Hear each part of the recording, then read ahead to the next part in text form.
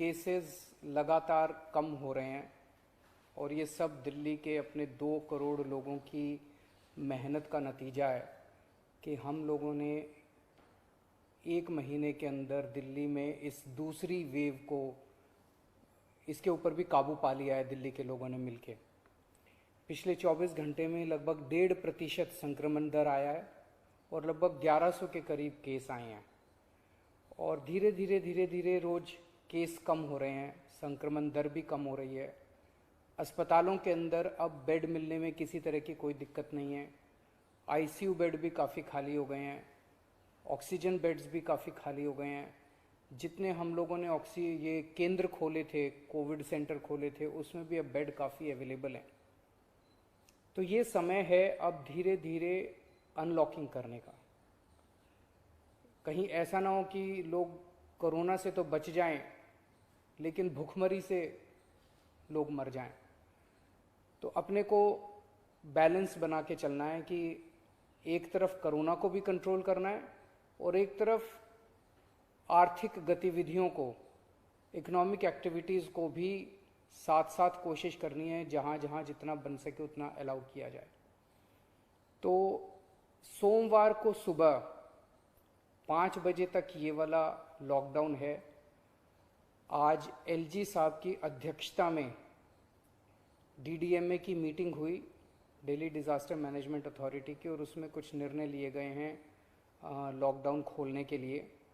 तो सबसे पहली चीज़ तो ये कि अब धीरे धीरे लॉकडाउन खोलने की प्रक्रिया चालू कर रहे हैं। बड़ी मेहनत से, बड़ी मुश्किल से कोरोना काबू में आया है अभी, लेकिन पूरी लड़ाई जीती नहीं है। तो इसीलिए जो अभी तक अपने को फ़ायदा हुआ पिछले 1 महीने के लॉकडाउन का, ऐसा ना हो कि अगर एकदम से खोल देंगे तो उसका नुकसान हो जाए। तो इसीलिए सबका ये मानना है, एक्सपर्ट्स का, कि इसको धीरे धीरे खोला जाए। खोलने में सबसे पहले अपने को उन लोगों का ख्याल रखना है जो समाज का सबसे गरीब तबका है। मजदूर हैं, दिहाड़ी मजदूर हैं, प्रवासी मजदूर हैं। अपने दिल्ली में उत्तर प्रदेश से, बिहार से, आसपास के और राज्यों से दिल्ली आते हैं आजीविका कमाने के लिए, दिहाड़ी के ऊपर काम करते हैं और बहुत ही मुश्किल परिस्थितियों के अंदर जीते हैं। ऐसे मजदूर सबसे ज़्यादा अपने को कंस्ट्रक्शन एक्टिविटीज़ में और फैक्ट्रियों में काम करने वाले मिलते हैं। तो आज इन 2 चीज़ों को, मीटिंग में ये तय किया गया कि इन 2 गतिविधियों को सोमवार को सुबह से खोला जाएगा। जब 5 बजे ये वाला लॉकडाउन ख़त्म होगा तो अगले 1 हफ्ते के लिए इन 2 गतिविधियों को खोला जा रहा है, कंस्ट्रक्शन एक्टिविटीज़ को और फैक्ट्रीज़ को। इन 2 गतिविधियों को खोला जा रहा है। इस पे जो भी थोड़ी बहुत डिटेल्स हैं वो अभी जब ऑर्डर आएगा उसमें पता चल जाएगा कि क्या क्या एहतियात वहाँ पे बरतनी है।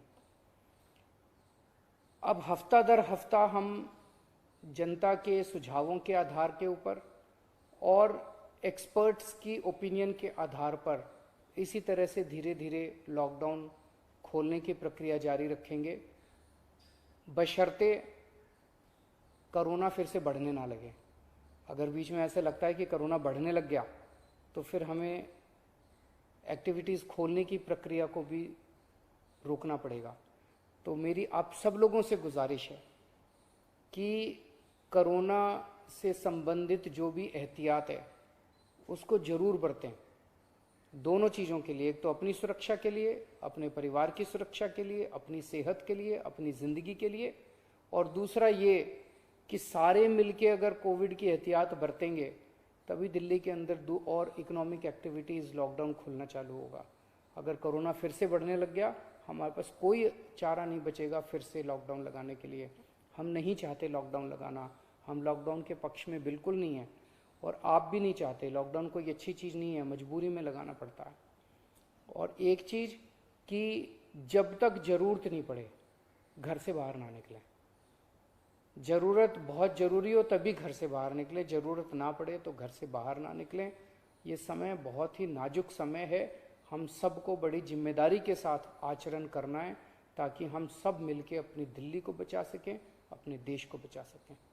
नमस्कार।